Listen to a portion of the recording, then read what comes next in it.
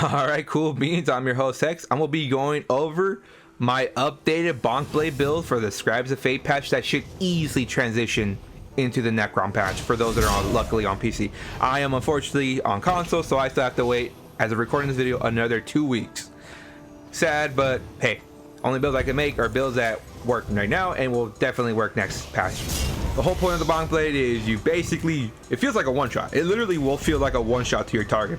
By the time they realize what's going on, mid CC break, that Onslaught's already hitting them, and if it crits, they're gonna get deleted into oblivion. But just like any other gank build, you are reliant on crit. If you don't crit your Onslaught, well then guess what, you're more than likely not gonna kill them. But that just goes the same with any other gank build. But on this build, we do have really high crit, so more than likely we're gonna crit them. If I want to gank, this is the build I go to. It just feels great. The Onslaught noise, that just beautiful. And then just that feeling when they're just dead on the ground wondering what killed them. Like, I could just picture it in my head, just them on the ground like, wait, what? They look at the death recap and they just sit there for a little bit, then they respawn. I don't know, something about that just cracks me up. But how exactly do we update this strong BonkBlade? Stick around to the end of the video, I'll just show you exactly how. Before we get started, if you guys hit the subscribe and like button, it really does go a long way and I greatly appreciate it. Also leave a comment what video I should do next. Also follow me on Twitch if you guys ever want to see me play live and or get zerged over, but mostly get zerged over. Follow me over there. But without further ado, let's bonk our way into the build. Alright, so for the first skill we do run good old healthy offering. This is basically our burst heal. Heals a lot. The main reason we have that on the front part is because of the magical flood passive. Increases our max bag by 8% with the siphoning ability slotted. There are going to be a few alternatives how to run different skills if you don't want to run certain skills, which I'll get to more towards the end. Next skill we do run is good old Camo Hunter. We all know what the main reason of Camo Hunter is. While slotted, you gain major savagery and prophecy, so 12% crit, but the main thing, you also gain minor berserk for 5 seconds. And you can cast the skill to maybe catch a NightBlade out of stealth if you really wanted to. Next skill we do run is good old Killer's Blade. This is basically an execute just in case they survive with a sliver of health. We are absolutely going to shred them with a 30k plus execute if it crits. Next skill we do run is good old Concealed Weapon. This is basically just a passive skill.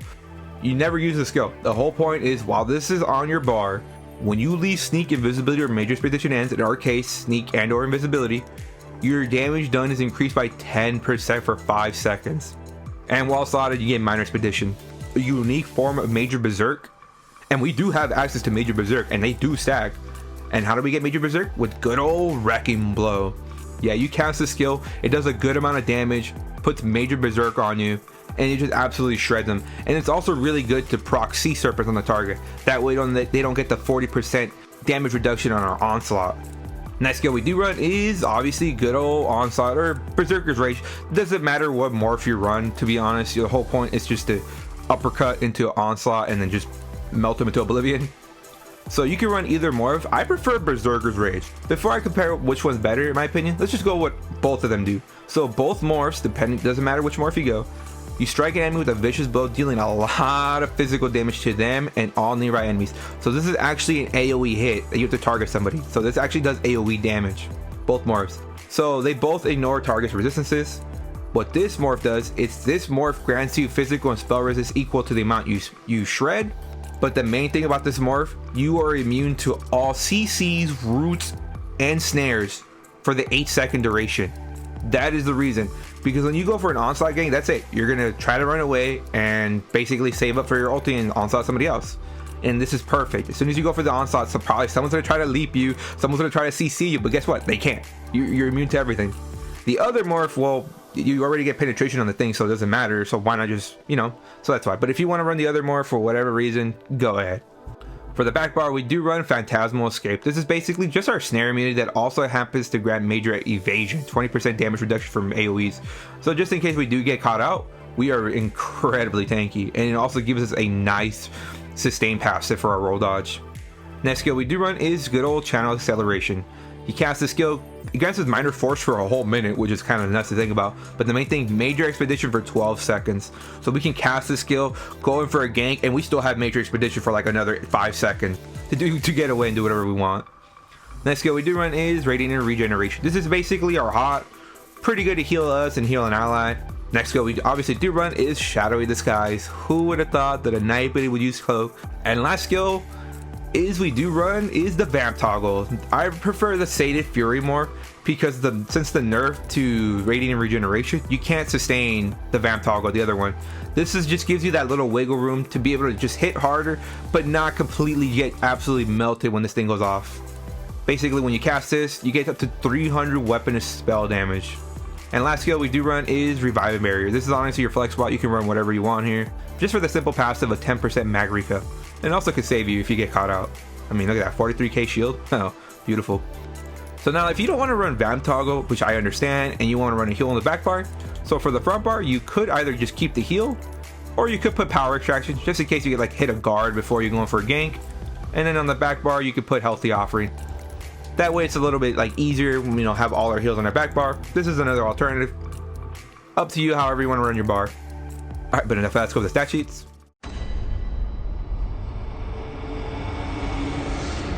Alright, so for our stat sheets, just go over our attributes. The main one, max mag, 32.3k. Everything else we really don't care about. Max health over 20k, pretty good. Now for our recubs and spell damage and all fully buffed, let's see it all fully buffed with a continuous and a 500 battle orcs. Look at that, mag recub over 1800, stam recub just shy of 1200, and our spell damage is just shy of 7300. Pretty crazy to think about. And you do have to realize we do run 2 sets that basically gives us over 1000 weapon and spell damage to our 2H abilities. Yeah, that isn't on this tooltip, so this actually should be pushing over 8300 weapon and spell damage. Our weapon crit floats around like 46 to 48% depending on the keeps you own, and our physical spell penetration over 16k, which doesn't even really matter because we're just shredding through armor anyways with Onslaught or Berserker Strike, whatever morph you run. So for the attributes, we're going 64 points in the mag. Since we are a NightBlade, we do have access to the Magical Flood passive, increases our max mag by 8%. Now for our crit damage, I mean, let's just take a look at that crit damage. Look at that crit damage, 8 plus 81%. We are doing 131% bonus damage with crits. Now you might be saying, aren't we over crit cap? Technically, yes and no. Since players do have crit resist, at least 20% base. So yeah, there technically is no crit cap in PvP, just like there is no spell and physical resist cap in PvP because of penetration and armor shred. So for this build, you can either be a stage 2 or stage 3. It does not matter on this build, to be honest. The only thing you want to be is at minimum stage 2, just for the Strike and the Shadow passes. We get 300 weapon and spell damage. And if you want a little bit less sustain but way more tankiness, then you can go stage 3 for Undeath. But honestly, stage 2 is the only thing you really care about. For the Mundus, we do run the Shadow. Obviously, if you want the highest damage possible, you run the Shadow. Increases our critical damage by 17%. Also increases our crit healing by 17%, which is kind of nuts to think about. For the food, we do run good old ice cream. Gives a lot of max mag and mag recub. And for my race, I finally made the change. I am a furry. I mean, kitty cat. I mean, a Khajiit. Yes, I am finally a Khajiit, and Khajiit just hits so ridiculously hard. Let's just go over those beautiful passes first. We do have robustness, increases our health, magic, and stamina by 90. An okay passive, I guess. Lunar Blessings increases our max health, max mag, and max stam by over 900. Pretty good, but obviously the main defining racial passive for Khajiit is Feline Ambush. Increases your critical damage and critical healing by 12%. This is basically another Shadow Mundus on a race. Like, it is insane. And some flavor. Increases detection radius and stealth by 3 meters, because why not? Some great alternatives. Dark Elf could be really good. High Elf could be really good on this build. But yeah, the reason I made the change to Kitty Cat is because, well, I only run the polymorph for my NightBlade, so you can't even tell I'm a Kitty Cat. Alright, but enough of that. Let's go over the sets now.